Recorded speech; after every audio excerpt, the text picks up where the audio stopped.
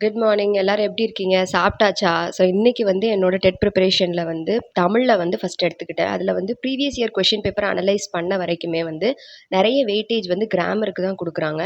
அதுக்கப்புறம் வந்து ஒரு லைன் குடுத்துட்டு, பாடலோட லைன குடுத்துட்டு, இந்த லைன யார் எழுதுனாங்கன்னு கேட்குறாங்க. அப்படி இல்லாட்டி இந்த லைன் எந்த புக்ல இருந்து வந்திருக்கு அப்படிங்கிறத கேட்குறாங்க. அதுக்கப்புறம் ஒரு ஆத்தர் குடுத்துட்டு, அவங்க எழுதின புக் இதில இருக்கான்னு கேட்குறாங்க. அப்படி இல்லாட்டி ஒரு புக் பேர குடுத்துட்டு, இது வந்து யார் எழுதுனா? அப்படி கேட்குறாங்க. அதுக்கப்புறம் ப்ரோஸ் ஃபேக்ட்ஸ் இதுதான் வந்து கொஷின் பேப்பரோட வெயிட்டேஜாவே இருக்கு தமிழ்ல.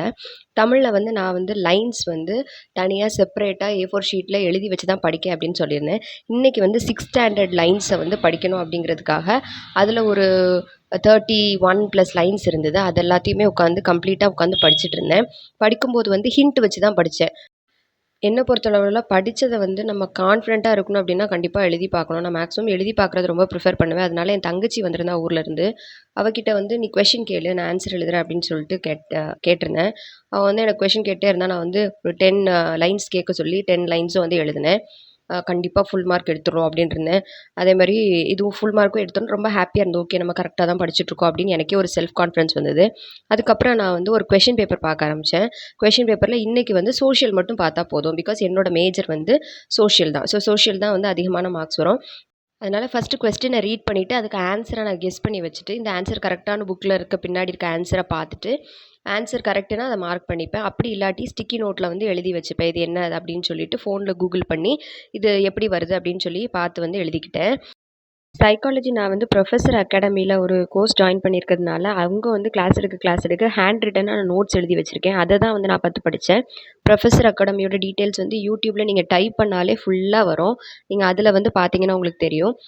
அப்படி இல்லாட்டி நீங்க வந்து நெட்ல வந்து சிலபஸ் டவுன்லோட் பண்ணுங்க. இல்லன்னா ப்ரௌசிங் சென்டர்ல போய் ஹார்ட் காப்பியா கையில எடுத்து வச்சுக்கோங்க. சைக்காலஜி வந்து நானே வந்து நோட்ஸ் எடுத்து படிக்கிறதுனால, எனக்கு அதில படிக்கிறது தான் ரொம்ப பிடிக்கும். புக் இருந்தாலும் கூட.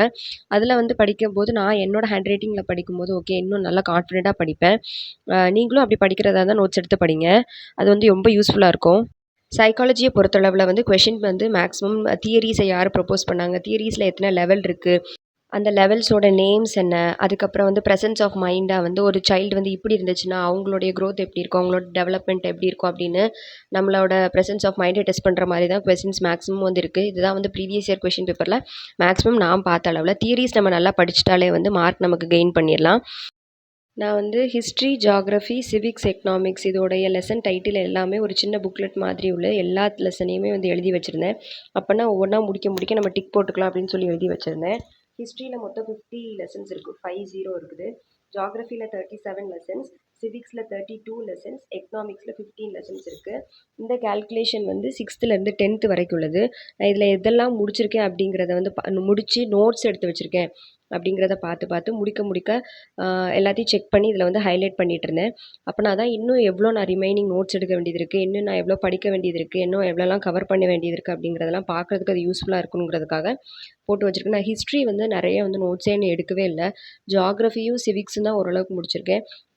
இன்னும் எக்கனாமிக்ஸ் அண்ட் ஹிஸ்ட்ரி நோட்ஸும் எடுக்க வேண்டியது இருக்கு. படிக்கவும் வேண்டியது இருக்கு. எனக்கு வந்து அத பார்க்கும்போது, அப்பா! இன்னும் நெறைய படிக்கணுமா? அப்படின்னு ஒரு பக்கம் வெக்ஸாவும் இருந்தது. சரி கண்டிப்பா படிச்சு முடிச்சிடணும். இன்னும் கொஞ்சம் தான் இருக்கு. இவ்வளோ தூரம் வந்துட்டோம் அப்படின்னு தோணுச்சுது.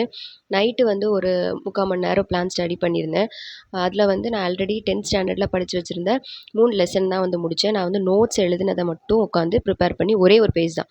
நோட்ஸ் எழுதினப்ப 3 லெசனுக்கு 3 பேப்பர் மட்டும் தான் படிக்க வேண்டியது இருந்தது. படிச்சு முடிச்சதுக்கப்புறம் ரொம்ப டயர்டா ஒரு மாதிரி இருந்தது. அதனால நல்லா படுத்து தூங்கியாச்சு. Good night.